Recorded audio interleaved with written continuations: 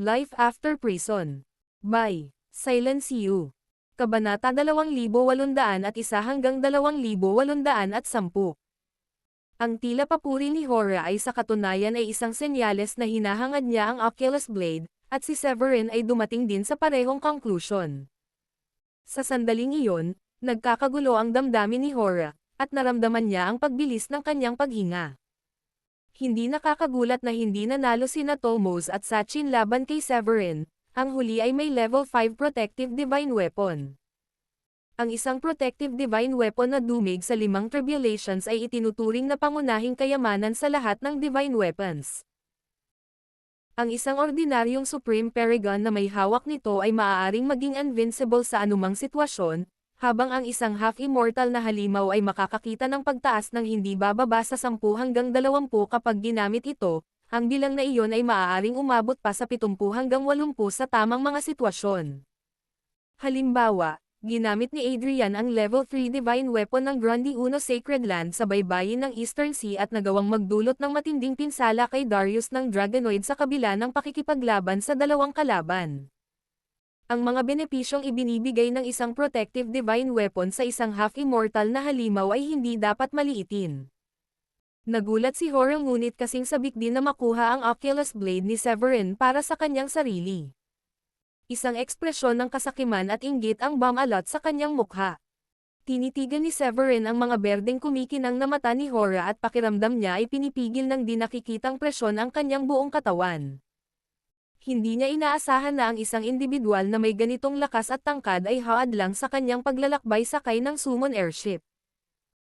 Sa una ay inakala niyang kailangan niyang harapin ang isang level 9 Supreme Paragon, ngunit hindi niya inaasahan na ang Seisalake ay si Hora, na hindi nagpakita ng pag-aatubili na baguhin ang mga patakaran para lamang patayin siya. Ang mga kilos na iyon ay malinaw na nagpapakita ng galit ni Hora kay Severin. Nakaramdam ng takot si Severin nang ang nakapalibot na espasyo ay tumigil at naging sanhi ng pagiging mahirap na dumaloy maging ang mana sa kanyang katawan. Mahigpit niyang hinawakan ang kanyang Oculus Blade at maingat na tiningnan si Hora. Pagkatapos ay malamig niyang sinabi, "Gumawa ka ng maraming pagsisikap para maarang ang isang level 5 Supreme Paragon na katulad ko. Hindi ka ba natatakot sa aking master na si Adrian?" Nakatayo si Hora na nakabitin sa ere at nanliit ang kanyang mga mata ng may pagmamataas. Isang nakakatakot na balak na pumatay ang lumabas mula sa kanyang maitim na mga mata habang siya ay nanunuya. Maliban na lang kung makakapunta siya rito ng maaga. Pagkatapos ay itinaas niya ang kanyang kamay, kinurba ang kanyang mga daliri, at itinuro ito kay Severin. Sa isang iglap, isang mapaminsalang aura ang sumabog mula sa palad ni Hora, dahilan para magliwanag ang espasyo sa paligid niya na may nakakatakot na kulog na liwanag. Pagkatapos ay itinuro niya ang isang daliri sa direksyon ni Severin at marahang naglapat ng kaunting presyon. Isang pulang fingerprint ang mabilis na sumugod kay Severin. Kasunod ng galaw na iyon, ang buong mundo sa loob ng libu-libong milyang radius ng nagyayelong espasyo-oras na lugar ay lubhang nagbago. Maraming mga patakaran ang gumuho at bumuo ng isang nakakatakot na shockwave.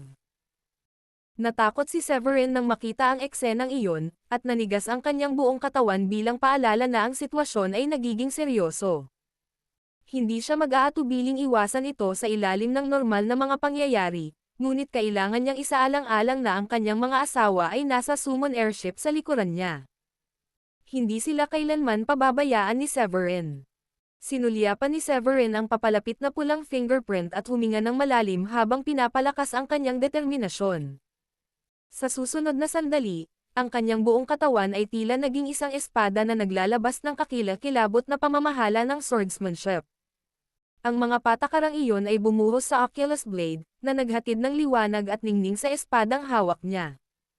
Ang laganap na pamamahala ng pag-espada ay namuo at naging isang gininto ang sinulid sa harap niya na parang mga sinag ng liwanag sa bukang liwayway. Ang malasinulid na sinag ng espada ay agad na humawi sa kalawakan, dala ang isang walang kapantay na kapangyarihan na sumalubong sa papasok na fingerprint. Isang nakabibinging suntok ang narinig.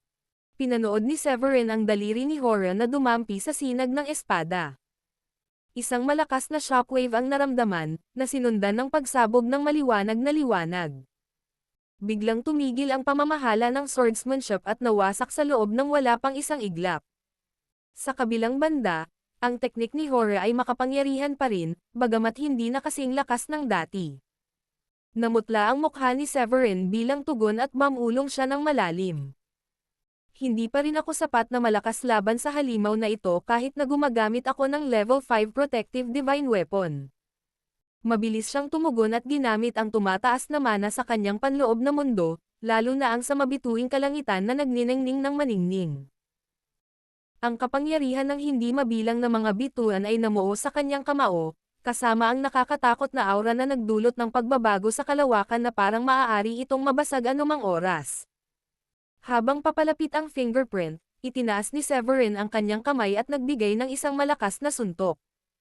Niyanig ng Stellar Punch ang kawalan gamit ang isang kakilakilabot na puwersa, at isang kamaong kasing laki ng gilingang bato ang tumama ng malakas habang hinihiwa nito ang hangin. Ang dumadagandong na alingawngaw ay umalangawngaw sa kalangitan nang sa wakas ay hinaranggan ni Severin ang fingerprint ni Hora. Gayunpaman, ang kanyang tagumpay ay panandalian lamang. Sa kabila ng paggamit ng lahat ng kanyang banal na pamamaraan sa maikling komprontasyon, natagpuan ni Severin ang kanyang sarili na natatalo pa rin ni Hora. Ang pinakasimpleng galaw ni Hora ay naglubog sa kanya sa isang krisis sa buhay o kamatayan. Dahil hindi makatakas o makakuha ng tagumpay, natagpuan ni Severin ang kanyang sarili na naipit sa pagitan ng isang bato at isang matigas na lugar. Hinigpitan niya ang kanyang hawak sa Oculus Blade, inaalerto ang kanyang mga pandama sa anumang kaguluhan sa paligid niya. Hahaha. Malakas siya, pero malakas lang siya sa mga mahihina. Napansin ni Hora ang kahusayan ni Severin sa pamamahala ng swordsmanship. Labis siyang nagulat na nagawa iyon ni Severin kahit na isa lamang siyang level 5 Supreme Paragon. Ang mga ordinaryong level 9 Supreme Paragon ay maaaring hindi kinakailangang makabisado ang pamamahala ng swordsmanship ng magtagumpay, ngunit nagawa ito ni Severin hanggang sa puntong tinitingnan siya ng kalahating immortal na si Horus sa ibang pananaw. Gayunpaman, ang isang kalahating immortal ay palaging magiging mas malakas kaysa sa isang Supreme Paragon. Ang kanilang mga antas ng lakas ay maaaring hindi kinakailangang makabisado ang pamamahala ng swordsmanship ng magtagumpay, ngunit nagawa ito ni Severin hanggang sa puntong tinitingnan siya ng kalahating immortal na si Horus sa ibang pananaw. Gayunpaman, ang isang kalahating immortal ay palaging magiging mas malakas kaysa sa isang Supreme Paragon. Ang kanilang mga antas ng lakas lamang ay milya-milya ang pagkakaiba. Bagamat nagawa ni Severin na maarang ang atake ni Hora, itinuring ni Horus si Severin bilang isang medyo mas mahirap na mahina. Tumingin siya ng may pagmamataas kay Severin at mahinahong sinabi, "Sumuko ka at kukunin ko na lang ang kaluluwa mo at ikulong kita sa tore ng Darkness Sacred Land. Maaari ko pang iligtas ang buhay ng mga asawa mo. Kung hindi, hahayaan kitang mamatay sa aking 1,000 soul flag."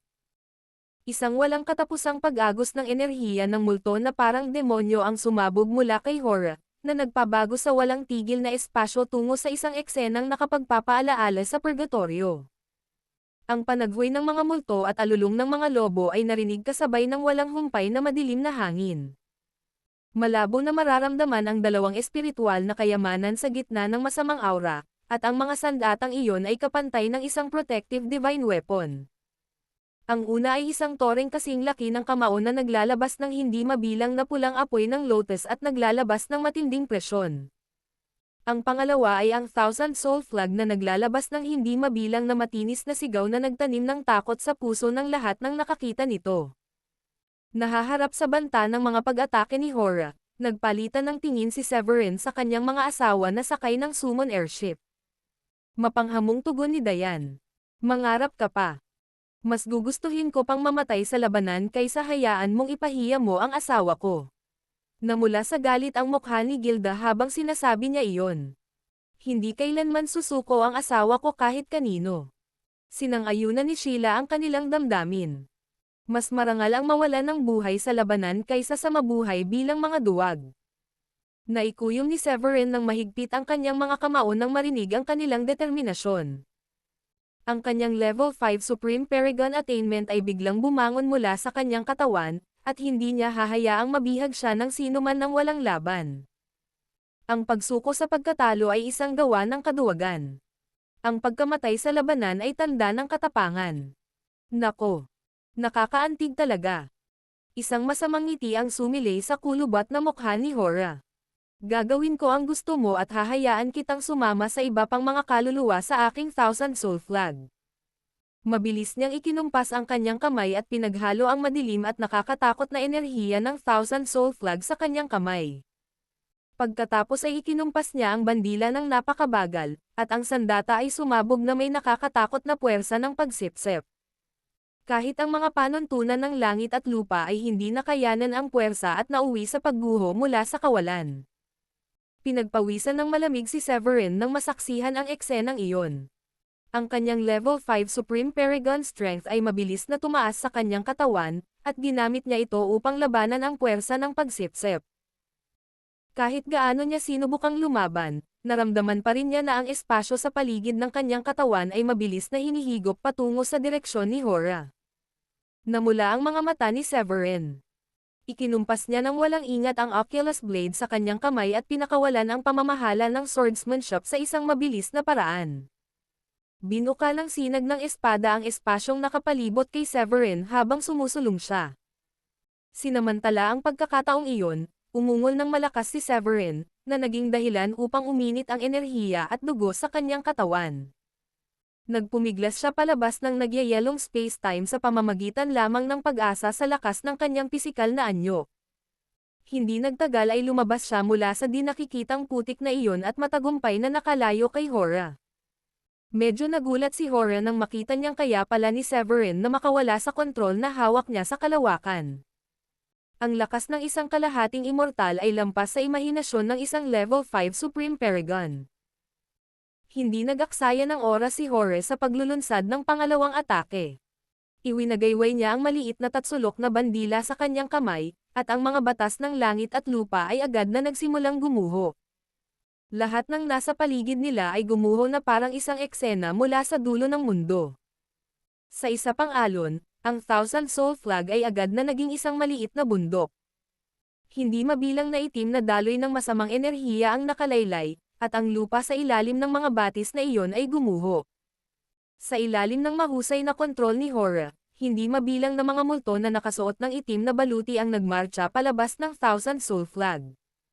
May mga regular na multo ng mga general, at mga kalansay. Ang mga entidad na iyon ay nagtataglay ng isang napakalakas na negatibong enerhiya na nagpapalakas sa kanila tulad ng isang level 9 Supreme Paragon. Ang aura na taglay nila ay mas malakas kaysa kina Tomos at Sachin. Matapos tawagin ni Hora ang kanyang mga alipors mula sa bandila, ikinumpas niya ang kanyang mga kamay at nagutos. Habulin mo siya. Umugang sa tuwa ang mga aparisyon sa masarap na piging ng mga nagsasanay at parang baliw na sumugod kay Severin. Nakaramdam si Severin ng nakakakilabot na pakiramdam ng kamatayan nang makita ang nangyayari. Itinaas niya ang Oculus Blade sa harap ng kanyang dibdib, at ibinuhos ang panuntunan ng swordsmanship mula sa kanyang katawan dito, dahilan para mag-atake ang Oculus Blade ng Sword Rain. Sayang, pangkaraniwan lang ang kinalabasan. Ang Sword Rain ay kayang pumatay lamang ng 10,000 multo sa antas ng Royal Paragon, dahil ang mga nasa antas ng Supreme Paragon ay natatakpan ng baluti sa kanilang mga katawan. Tila ikinagalit ng mga ikinilos ni Severin ang mga multo habang ibinubukan nila ang kanilang madugong bibig at sumugod kay Severin ng mas matindi kaysa dati. Halos walang oras si Severin para gumanti. Sa isang iglap, isang kalansay na sundalong nakasuot ng itim na baluti ang sumugod sa kanya gamit ang isang suntok. Gumuho ang espasyo sa paligid ni Severin, at tila naapektuhan ng pag-ataking iyon ang ilog ng oras. Ang aura ng kalansay na sundalo, nakapantay ng isang level 9 Supreme Paragon, ay tumaas sa kalangitan. Napangiwi si Severin sa sakit habang nakaramdam ng matinding kirot sa kanyang dibdib. Ang pakiramdam ay parang isang pakong bakal na tumutusok sa kanyang balat at itinusok sa kanyang utak ng buto. Nalasahan niya ang isang metal na tamis at agad na samuka ng dugo. Tiniis ni Severin ang matinding sakit sa kanyang dibdib at iwinagayway ang Oculus Blade, na ang kapangyarihan ay sapat na kalakas upang matanggal ang kalansay. Sinamantala ang maikling sandali ng pahinga, ginamit ni Severin ang kanyang banal na pandama upang masuri ang kanyang pinsala. Gaya ng inaasahan, ang mga dulo ng puting buto ng kalansay ay kahit papaano ay may kakayahang basagin ang kanyang mga depensa sa katawan at tumusok sa kanyang laman. Ang madilim at masamang enerhiyang nakapaligid sa sugat ay nagpapakita ng mga senyales ng pagkabulok, dahilan para hindi na magamot ni Severin ang sugat. Kalokohan. Nagmura si Severin ng malalim. Kumuha siya ng 2 table task para sa pagpapanumbalik ng mana mula sa spatial ring at saka tumayo para lumaban. Ang bawat hiwa ay kayang patayin ang isang halimaw na ang lakas ay kapantay ng level 9 Supreme Paragon, ngunit tila walang katapusan ang bilang ng mga halimaw. Napapaligiran pa rin siya ng mga ito sa kabila ng kanyang pinakamahusay na pagsisikap na patayin sila. Lumala ang mga pinsala ni Severin habang nagpapatuloy ang labanan. Nababalot siya ng dugo, lalo na ang kanyang dibdib at ang laylayan ng kanyang roba. Mukhang malungkot ang sitwasyon habang humihinga siya ng malalim at nakatitig ng nakamamatay kay Horus sa malayo. Bahagyang nanghihinayang siya nang mapagtanto niyang hindi niya dala ang Green Emperor Pagoda. Ang isang immortal na sandata tulad ng Green Emperor Pagoda ay malamang na makakayanan ang isang kalahating immortal na tulad ni Horus nang walang gaanong abala. Nakaramdam si Severin ng kakaibang pakiramdam sa kanyang puso kasunod ng mga kaisipang iyon. Iyon ba? Pagbalik sa Grundy Uno Sacred Land, tila nakaramdam ang Green Emperor Pagoda ng isang tawag mula sa loob ng paraiso ng kuweba at agad na naglabas ng berdeng ilaw. Kalaunan ay lumiit at umikot ito ng mabilis habang ang berdeng ilaw sa itaas ay humiwa sa kawalan at mabilis itong itinaboy. Si Adrian na nasa liblib na lugar sa loob ng paraiso ng kuweba nang magising siya sa biglaang pagbabago. Bago pa niya maintindihan kung bakit nawala ang Green Emperor Pagoda, biglang nagbago ang ekspresyon ni Adrian nang matanggap niya ang tawag ni Severin para sa kanyang distress. Masama ito. Nasa panganib si Severin. Mabilis na hinampas ni Adrian ang kawalan at dumiretso sa siyam na langit. Kasabay nito, nagpadala siya ng mensahe kay Amethyst sa pamamagitan ng kanyang banal na pandama. Nasa panganib si Severin. Ililigtas ko siya. Ay aktibo ang Porma Sion para protektahan ang sekta. Nang inig ang katawan ni Amethyst nang marinig iyon. Agad niyang inianggat ang kanyang ulo at nakita ang isang mamamatay taong si Adrian na mabilis na naglalaho sa kalangitan. Kahit ang nakamit na level 9 Supreme Paragon ay naramdaman ni Amethyst ang nangyari. Sa larangan ng digmaan, napangisi si Horus nang makita niyang ginugulo ang atensyon ni Severin. Naghahanda ka na bang sumuko? O naghahanda ka na bang magpakamatay? Iyon lang ang mga opsyon na magagamit ni Severin, kahit papaano sa opinyon ni Horus. Halos imposible ang ibang mga opsyon, tulad ng pagtakas. Nasakop na niya ang buong lugar gamit ang kanyang mana at pinakialaman ang pamamahala ng space-time. Kahit na magpadala si Severin ng distress signal para humingi ng tulong kay Adrian, walang paraan para mahanap ni Adrian ang espasyong iyon. Pasensya na kung nabasag ko ang isip mo, pero ang sagot ay alinman sa dalawa. Malamig na sabi ni Severin kahit na humihinga ng malalim dahil sa pagod. Ang tigas ng ulo mo talaga. Natatawang sabi ni Horus. Tinapos niya ang laro ng pusa at daga kay Severin at itinaas ang kanyang palad para bigyan si Severin ng huling suntok na nakamamatay. Gayunpaman, sa sandaling iyon, isang berdeng ilaw ang humiwa sa kalawakan mula sa labas ng mundo at naging sanhi ng pagkabasag ng nagyayelong harang ng space-time. Ang berdeng ilaw ay lumipad ng napakabilis na halos madaplisan nito ang palad ni Horus. Ngunit iyon pa lamang ay naging sanhi na ng pagkadurog ng kanyang palad. Nako! Ano ba yon? Napasigaw si Horus sa hindi makapaniwalang tingin. Hindi nagtagal ay napansin ni Horus na ang kanyang braso ay lubos ang nabasag. Napangiwi siya sa matinding sakit. Ginamit niya ang kapangyarihan ng mga patakaran upang matakpan ang sugat at sinubukang buuin muli ang nabali na paa. Total, ang isang kalahating immortal na matandang halimaw ay sapat na ang lakas upang maperpekto ang 2 sa 3 katangian ng espiritu, asensya, at enerhiya. Iyon lamang ang dahilan kung bakit siya ay isang powerhouse sa loob ng buong Blue Realm. Malapit na niyang marating ang dulo ng landas na kanyang hinubog, at ang mga panuntunan ng langit at lupa na kanyang isinagawa ay naperpekto rin. Ang muling pagkabuhay sa pamamagitan ng isang patak ng dugo, pati na rin ang pag-aayos ng mga nabali na paa, ay maaaring maisakatuparan ng madali. Gayunpaman, hindi nagtagal ay nakagawa si Horen ng isang nakakabahalang natuklasan, ang kanyang kalahating immortal na katawan ay nagsimulang gumuho kasunod ng mga sugat na natamo. Ang lugar kung saan naputol ang kanyang paa ay tila naglalaman ng isang walang katapusang kapangyarihan na kinakalawang ang kanyang katawan. Paano ito nangyari? Ang katawan ko ay ginawang parang kalahating immortal. Kailangan ko lang makamit ang malaking tagumpay sa aking solar spirit para mabuksan ang mga pintuan ng langit at maging immortal. Paano naging ganito kaina ang katawan ko? Umungol si Horace sa takot habang namamanhid ang kanyang anit. Dahil walang oras para pag-isipan ang susunod niyang gagawin, kumuha siya ng ilang piling kalidad na tableta at inihagis ang mga ito sa kanyang bibig. Sabay-sabay niyang ginamit ang kanyang mana at ginamit ang kapangyarihan ng mga patakaran upang pigilan ang pagkalat ng sugat. Doon niya nakita ng mabuti ang berdeng ilaw na nakasakit sa kanya. Ito ang maliit na toreng kasing laki ng palad na nakalutang sa harap ni Severin. Ang kulay ng tore ay kulay lilang ginto, at ang ibabaw nito ay tila may mga pinong inukit na disenyo na naglalaman ng nakakatakot na kapangyarihan ng langit at lupa. Matapos maramdaman ang nakakatakot na aura mula sa Green Emperor Pagoda, ang mga mata ni Hora ay biglang lumiit at sumigaw. Iyan ay isang kayamanang walang kamatayan. Bilang isang matandang halimaw mula sa isang sacred land na nangibabaw sa Blue Realm sa loob ng hindi mabilang na taon, si Hora ay may maraming karanasan at alam ang isang immortal na kayamanan kapag nakakita siya ng isa. Wala siyang duda na ang maliit na berdeng pagoda sa kamay ni Severin ay tunay na tunay. Ang kapangyarihan ng isang immortal na sandata ay mas malakas kaysa sa isang level 5 protective divine weapon tulad ng Oculus Blade dahil sa simpleng katotohanan na ito ay isang mahiwagang sandata na ginagamit ng mga immortal. Naglalaman ito ng hindi bababa sa 3,000 mga patakaran na nagpapahintulot dito na dalhin ang kapangyarihan ng langit at lupa. Sa di kalayuan, ang kawawang-awang si Severin na nababalutan ng dugo ay bumantong hininga habang tinitingnan ang pagoda sa harap niya.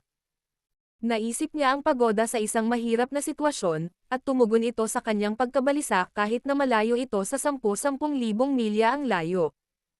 Iyon ay walang iba kundi ang kakaibang pakiramdam na nagpanatag kay Severin sa kabila ng kanyang kaba kanina. Sa pagtataas ng kanyang kamay, ang pagoda ay lumipad papunta sa kanyang palad. Ang malamig at mabigat na tekstura ay agad na nagpakulo sa diwa ng pakikipaglaban ni Severin. Ang nakakatakot na aura ng mga patakaran ay pumailan lang sa kalangitan mula sa kanyang katawan, pinalayas ang maitim na ulap na ilang libong milya ang taas sa kalangitan. Tumingin si Severin sa maasim na mukha na si Hora at mahinahong sinabi. Kung ipipilit mo ang pagtatapos ng buhay ko, wala na akong magagawa kundi gamitin ang aking trump card. Malungkot na napabuntong hininga si Horace sa biglaang pagbabago ng mga sitwasyon. Kinutya lang ni Horace si Severin dahil sa pagiging matigas ng ulo at napangisi ng tangkaing pigilan siya ni Severin kahit isa lamang siyang level 5 Supreme Paragon. Sa kasamaang palad, si Hora pala ang nagpakatanga sa sarili. Nanatiling matigas ang ekspresyon ni Hora habang nakatingin kay Severin ng may takot at seryosong pag-aalala. Hindi niya inaasahan na magtataglay si Severin ng immortal na sandatang iyon bilang isang trump card, dahil halos walang sino man sa lahat ng sacred land ang maaaring magtaglay niyan. Kahit na napakalakas ni Hora at kinatatakutan ng marami bilang isang kalahating immortal, ang immortal na sandatang nasa harap niya ay nagparamdam pa rin ng kilabot sa kanya. Kasabay nito, nakapagtataka siya na taglay ito ni Severin at hindi niya maiwasang isumpa ang kanyang swerte. Napakaraming sikreto si Severin kahit isa lamang siyang level 5 Supreme Paragon. Para bang hindi nakakagulat na ang pagkakaroon ng Oculus Blade bilang kanyang level 5 protective divine weapon ay mayroon pa nga siyang immortal na sandata. Hinala ni Hora na maaaring reinkarnasyon lamang ni Severin ang isang dating immortal. Hindi mahalaga kung immortal siya o hindi. Walang sino man ang nakatakas sa harap ko. Bulong ni Hora ng mabagsik habang tinitigan si Severin ng may pagtataka. Papatayin kita, kukunin ang kaluluwa mo, at aalamin kung ano pa ang mga sikretong itinatago mo. Biglang sumugod si Hora at nagpakawala ng isang maliwanag na itim na liwanag mula sa Thousand Soul Flag. Ang matinding masamang enerhiya ay tila nagpapalakas sa sigla ng mga kalansay at multo na nakapalibot sa kanya. Hindi sumugal si Hora at dumura ng dugo matapos makagat ang dulo ng kanyang dila. Ginawa niya itong malakas na kapangyarihan ng pamamahala ng pagkawasak at ipinasa sa kanyang mga katulong, na tila nagkaroon ng malaking pagtaas ng lakas matapos masipsip ang kanyang asensya at dugo.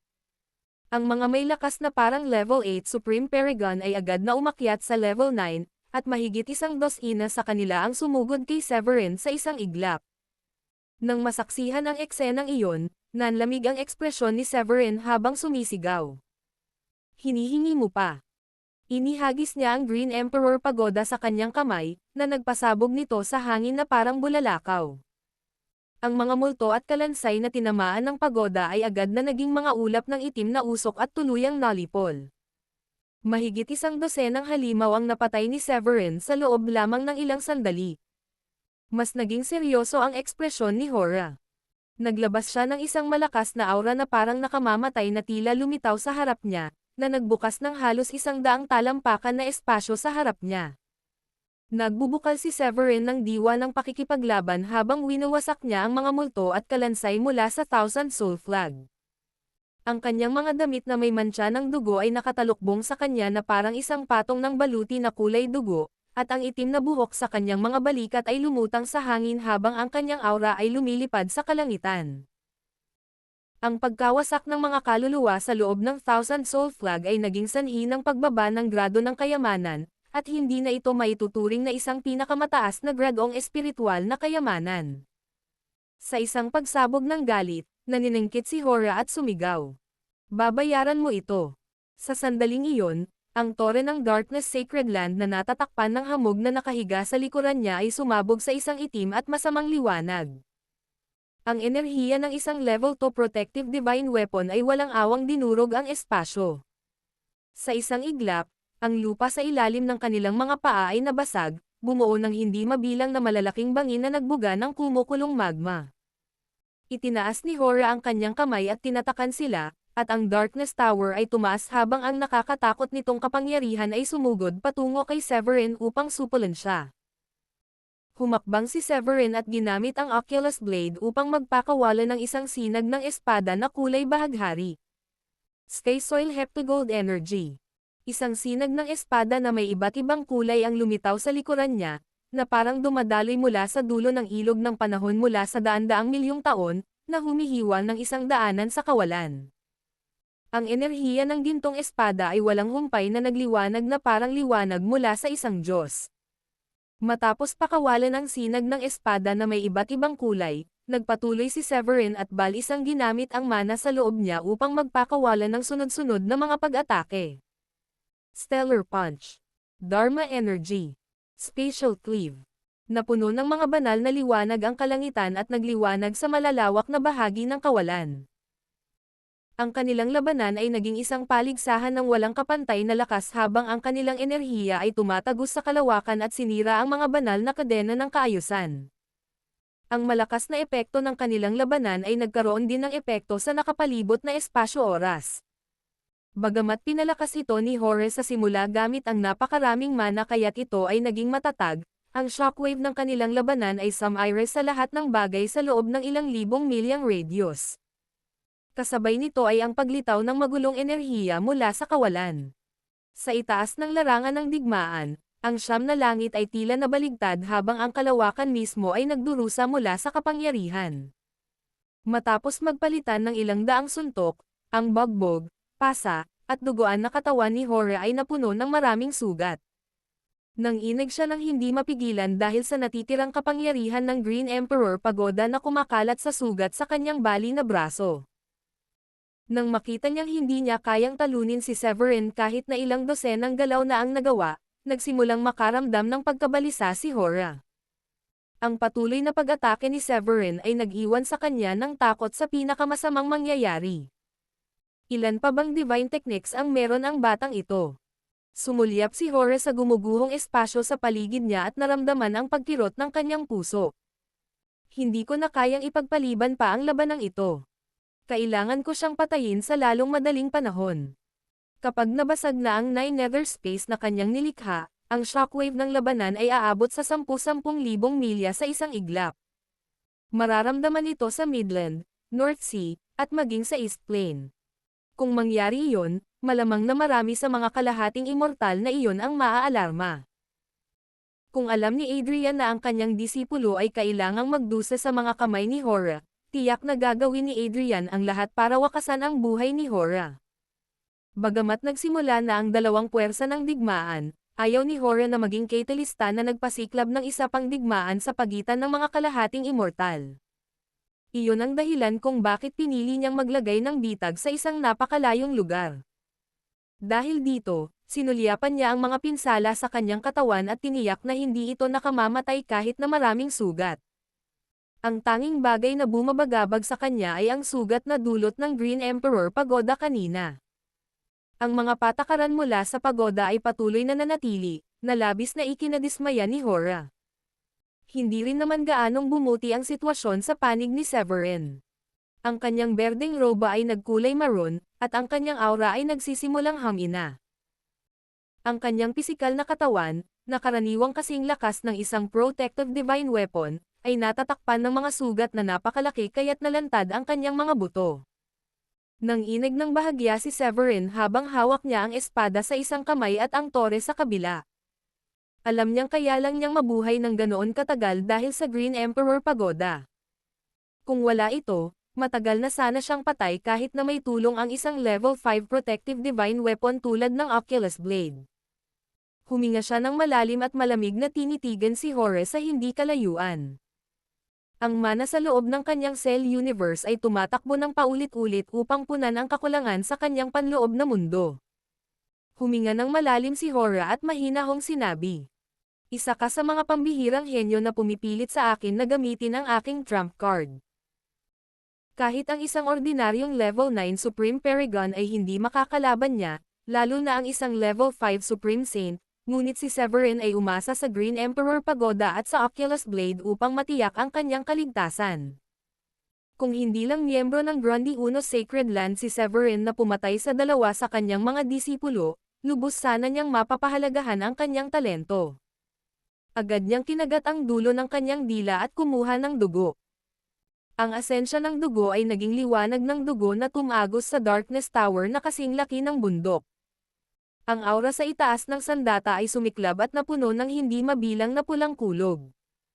Sa sumunod na segundo, isang makapal na kidlat ang tumama kay Severin, dala ang buong bigat ng pamamahala ng pagkawasak. Ang kidlat ay tumagos sa kawalan at binasag ang nagyayelong space-time na parang salamin. Namanhid ang anit ni Severin nang maramdaman niya ang nakakatakot na aura na nagmumula sa mapaminsalang pulang kidlat. Tila may di nakikitang puwersa na bomb abagsak sa kanya, dahilan para tumigil ang lahat ng mana sa kanyang katawan. May masamang kutob si Severin nang mangyari iyon. Sa isang iglap, isang malamig na hangin ang dumaloy mula sa talampakan ng kanyang mga paa patungo sa kanyang ulo, at nanindigan ang mga balahibo sa kanyang buong katawan. Ang pulang kidlat ni Hora ay dumating ng kasing bilis ng kidlat, at kinailangan ni Severin na gamitin ang Green Emperor Pagoda upang harangan ito. Ang sumunod na nangyari ay naging dahilan upang marahas na lumiit ang mga mata ni Severin. Dumiretso ang kidlat sa pagoda at tumama sa kanya. Napakabilis nito kaya halos walang oras si Severin para gumanti.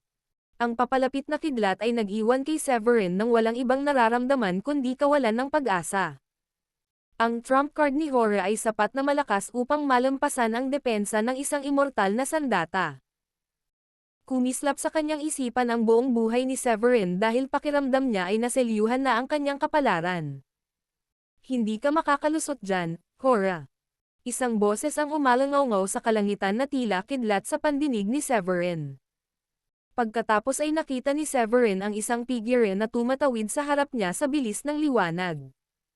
Itinaas ng figure ang kanyang kamay, tila pagsuway sa mga patakaran ng mundo, at nagpakawala ng berdeng ilaw na pumutol sa kawalan. Nailigtas si Severin, at nakahinga siya ng maluwag nang makita niya si Adrian sa tabi niya. Malamang kailangan mong ayusin ang libing ko kung mahuhuli ka ng kahit isang segundo. Si Adrian, na may nakakatakot na ekspresyon, ay tinitigan si Severin ng may galit at sinabing, "Ang lakas ng loob mong magbiro sa ganitong pagkakataon. Hindi sana ako nakarating ng maaga kung hindi nalagpasan ng Green Emperor Pagoda ang kawalan at naglakbay hanggang dito. Tiyak sana ang pagkamatay ni Severin kung si Adrian ay kalahating hakbang na mas mabagal."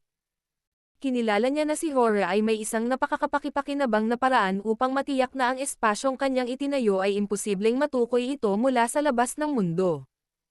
Kahit ang isang kalahating immortal na tulad ni Adrian ay hindi makakarating sa oras sa pamamagitan lamang ng pag-asa sa pagdama sa mahinang aura ni Severin. Dahil lamang sa winasak ng pagoda ang espasyo kaya niya natagpuan si Severin. Lumubog ang ekspresyon ni Hora nang makita niyang kahit ang kanyang trump card ay nabigong patayin si Severin at sa halip ay inilabas si Adrian sa unahan. Kalokohan. Malakas na mura ni Hora. Walang natitirang oras, tumalikod siya at naghanda para magbukas ng daanan para makatakas sa kawalan. Dahil sa pagdating ni Adrian, wala nang saysay na ipagpatuloy ang laban, dahil imposible nang mapatay si Severin. Huminahon siyang nagmura at tumalikod para umalis. Hindi hahayaang makawala si Adrian, na nagngangalit pa rin, nang ganoon kadali. Ang 5 talampakang berdeng espada sa kanyang kamay ay sumabog na may kasamang malamig na liwanag, at isang kakilakilabot na hanay ng mga patakaran ang kumalat sa lupain ng ilang libong milya. Isang umuungal na tunog ang tumagos sa hangin at binasag ang kawalan. Samantala, hindi umupo si Severin nang walang ginagawa. Kinagat niya ang dulo ng kanyang dila at mabilis na iniluwa ang kanyang dugo patungo sa Green Emperor Pagoda. 3,000 banal na kasulatan ng pilosopiya ang lumitaw sa lilang ginto na ibabaw ng Green Emperor Pagoda. Nababalutan ng banal na liwanag, ang marilag ngunit kakilakilabot na aura ay nagbukas ng isang madilim na bitek sa nakapalibot na kawalan. Wala pang isang segundo, mabilis na nawala ang pagoda mula sa lugar at tinamaan si Hora habang tumatakas siya patungo sa kawalan. Dahil sa malakas na impact, natambo siya mula sa kawalan dahil sa takot, at tumalsik ang kanyang bibig ng dugo. Pagkatapos, ang sinag ng espada ni Adrian ay tumama sa kawalan at tumama kay Hora, na naputol ang kabilang kamay niya. Ang pinsala ay nagpadala ng isang alon na kumalat sa kanyang kalahating immortal na katawan. Malubhang nasugatan si Hora. Adrian. Galit na umungol si Hora. Namumula ang kanyang mga mata, at ang kanyang nakamamatay na aura ay napakalakas na halos maipakita na sa pisikal na anyo. Sapat na ang kasamaan nito na pinigilan siya ng pagoda ni Severin. Ang pagkakaroon ng parehong sandata ay nagpatalsik sa kanya palabas ng kawalan ngunit mas lalong lumala ang sitwasyon dahil sa pagputol ng kanyang braso ni Adrian. Dahil ang lakas ni Adrian bilang isang kalahating immortal ay katulad ng kay Hora, nagawa nitong pigilan ang pinsala bago agad na gumamit ng mga patakaran upang muling buuin ang naputol na paa. Gayunpaman, ang kanyang aura ay mas mahina kaysa dati. Dahil alam niyang hindi siya ang kalaban ni Adrian, mahaharap siya sa isang napakasamang posibilidad kung ipagpapatuloy niya ang laban. Galit na tinitigan ni Hora si Severin at labag sa loob na lumingon. Itinaas niya ang kanyang kamay at hinati ang kawalan, na lumikha ng daanan para sa kanyang pag-alis. Hindi iyon nagustuhan ni Severin, na napangisi habang ang kanyang mukha ay puno ng dugo. Inaakala mo bang isa akong mahina? Ang isang sama ng loob, kung hindi malulutas, ay tiyak na mag-uumbok. Kung hahayaang umalis si Hora, gugugulin ni Severin ang kanyang mga araw sa pag-aalala kung siya ay muling magiging target. Kinagat niya muli ang dulo ng kanyang dila at dumura ng isa pang subo ng dugo sa pagoda. Sa isang iglap, ang Green Emperor Pagoda ay biglang naging berdeng ilaw. Ilang batas ang mabilis na naipon at nabuo sa tuktok ng pagoda, na naging isang kadena ng kaayusan na umugang sa hangin sa bilis ng kidlat. Hindi nakalimutan ni Severin na may isa pang kalahating immortal sa tabi niya, kaya itinaas niya ang kanyang kamay at inihagis ang Oculus Blade kay Adrian sa tulong ng mana. Master, gamitin mo ang espadang ito. Malamig sa paghawak ang Oculus Blade, at ang napakaraming patakarang nakakabit dito ay nagparamdam kay Adrian na para bang may hawak siyang isang seryosong bundok. Nakakamangha ang kayamanang ito. Sandaling namangha si Adrian sa aura ng Level 5 Protective Divine Weapon. Tiningnan niya ang balisang si Severin at napaisip kung paano ito nabigyan ni Severin ng upgrade sa loob ng wala pang 2 buwan, at sa 3 level din. Hindi iyon ang tamang panahon para magtanong dahil handa na si Hora na tumakas. Kadalasan, wala pang 1 segundo ang kailangan ng mga powerhouse para sumuntok, at agad na itinaas ni Adrian ang kanyang kamay para i-activate ang kanyang malawak na mana matapos matanggap ang Oculus Blade. Sa wakas, pinakawalan niya ang maringal na aura ng isang kalahating immortal.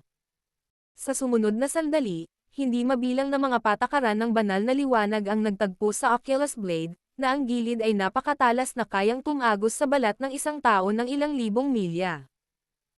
Bahagyang ikinumpas ni Adrian ang kanyang kamay, at isang kahangahangang enerhiya ng espada na umaabot ng ilang libong milya ang biglang lumitaw sa harap niya. Ang enerhiya ng espada ay sumugod palabas, hiniwa ang lahat ng nasa daanan nito, at naging sanhi ng pagguho ng espasyo. Kakatalikod lang ni Hora para umalis noon at halos wala ng oras para gumanti.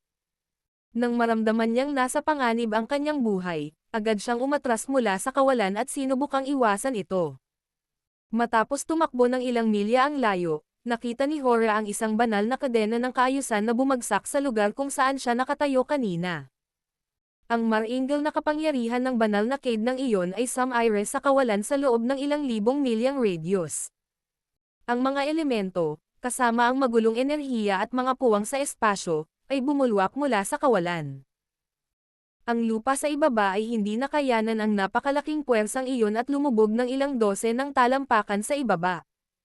Ang mainit na magma ay bumulusok sa kalangitan na parang mga haligi ng tubig, na umabot sa halos 1,000 talampakan ang taas.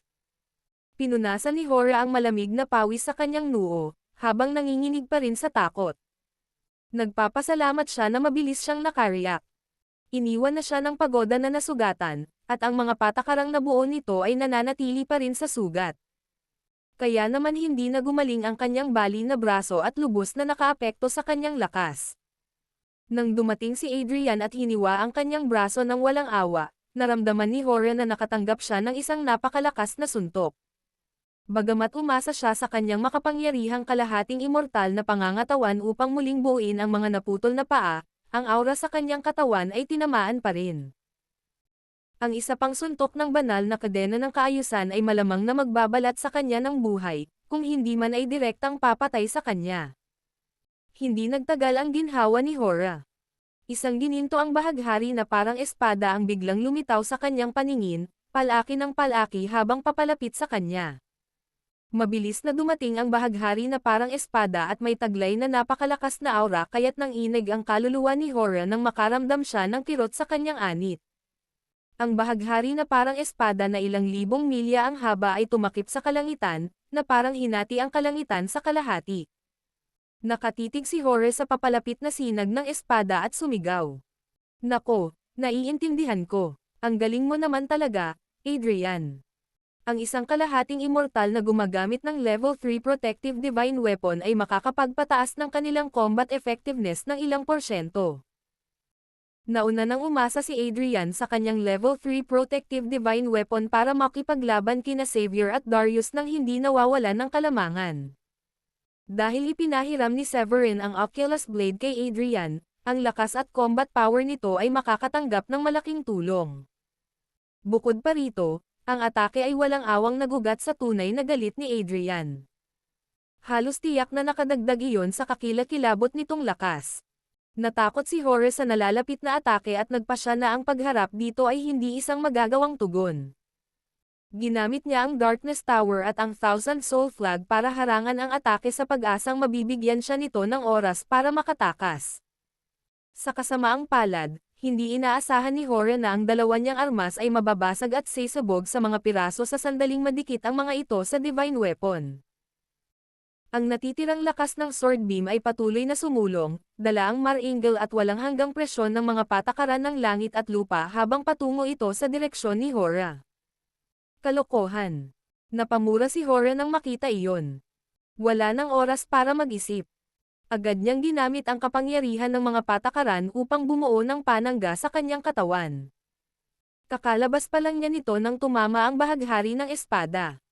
Isang pagsabog ang agad na naganap at nagpadala ng hindi mabilang na mga shockwave.